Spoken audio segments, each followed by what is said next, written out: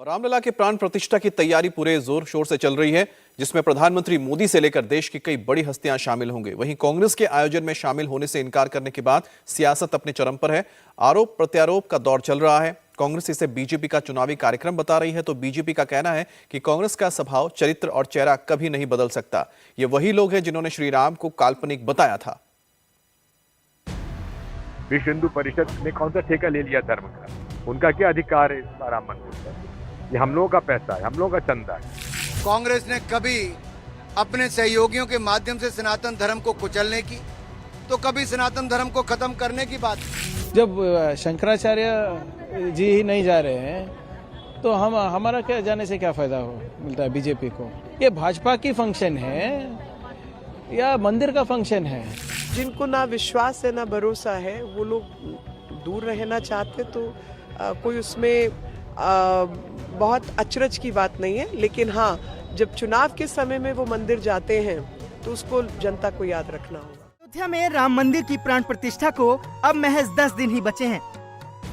22 जनवरी को रामलला के आगमन के लिए राम नगरी में भव्य तैयारियां की जा रही हैं।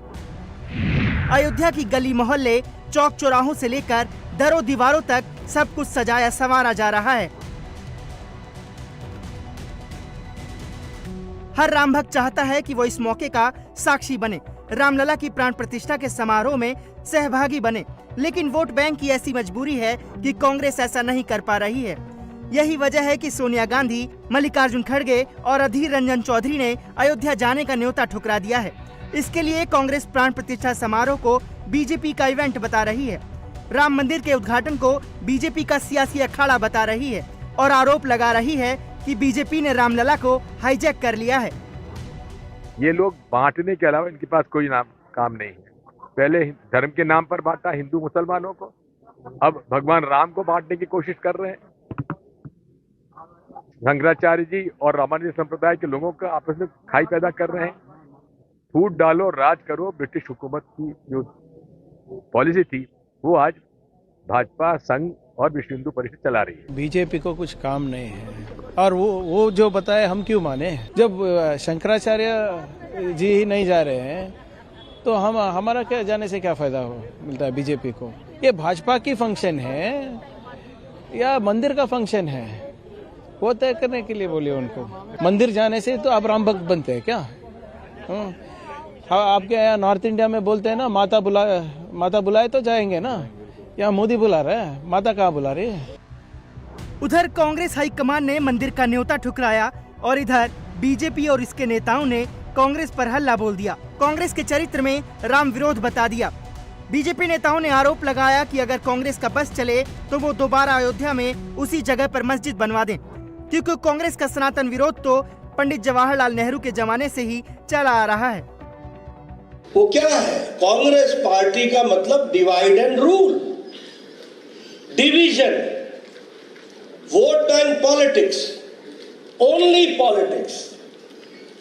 उनके लिए कोई मतलब नहीं है सिवाय राजनीति में वोट कैसे आता है, इसके सिवाय उन्होंने कभी कुछ सोचा नहीं। कांग्रेस ने कभी अपने सहयोगियों के माध्यम से सनातन धर्म को कुचलने की, तो कभी सनातन धर्म को खत्म करने की बात कही, तो कभी कांग्रेस ने हिंदू आतंकवाद की बात कही। ये कांग्रेस एक नहीं अनेक बार हिंदुओं को नीचा दिखाने की बात, तो कभी भगवान राम को काल्पनिक कहने की बात करती है। मैं इतना ही कहूँगा, आज कांग्रेस ने अगर प्राण प्रतिष्ठा की समारोह की बाइकॉट किया है तो साफ दिखता है कि हिंदुस्तान की जनता भी आने वाले समय में इनका बाइकॉट ही करने वाली है। चिरविघ्न संतोषी पार्टी किसी भी अच्छे से अच्छे अनुष्ठान में विघ्न उत्पन्न करके कैसे संतोष प्राप्त किया जा सकता है, उस प्रवृत्ति की परिचायक कांग्रेस पार्टी के साथ पता नहीं कौन सी समस्या है कि भारत का इतिहास जब जब करवट ले रहा होता है तब तब वो उस अवसर के साथ खड़े न होकर उसका बहिष्कार करते हैं। मामले पर सियासी घमासान मचा है। बीजेपी इस मुद्दे पर कांग्रेस और उनके सहयोगियों को किसी भी तरह बख्शने के मूड में नहीं है। विश्व हिंदू परिषद का मानना है कि इतने बड़े ऐतिहासिक कार्यक्रम में जिन्हें भी न्योता मिला है उन्हें आना चाहिए था। वहीं असम के मुख्यमंत्री का कहना है कि कांग्रेस को तो प्राण प्रतिष्ठा का इनविटेशन ही नहीं दिया जाना चाहिए था। मैं कहूंगा कि जो आए उनका स्वागत है, जो नहीं आए वो उनकी इच्छा है। प्रयत्न किया कि पहले को भूल जाएं, प्रधानमंत्री को बुलाएं तो विपक्ष के नेता को भी बुलाएं, कांग्रेस अध्यक्ष को बुलाएं और भाजपा अध्यक्ष को बुलाएं, बाकी पॉलिटिकल पार्टीज के अध्यक्षों को भी बुलाएं। ये आना ना आना उनकी इच्छा पर है। In my view, they should not have been invited at all. But VHP has given them a golden opportunity to retire or atone some of their sins. But they missed the bus again. I am feeling pity and sad for them. They are now, for years to come, for decades to come, Congress will be continued to be a anti-Hindu party. Now you don't have to be anti-Muslim, but you should not be a anti-Hindu.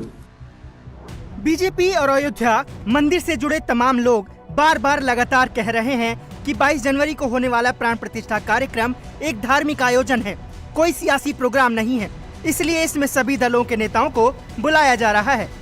लेकिन कांग्रेस इसे BJP की तरफ से किया जा रहा राम नाम का व्यापार मान रही है।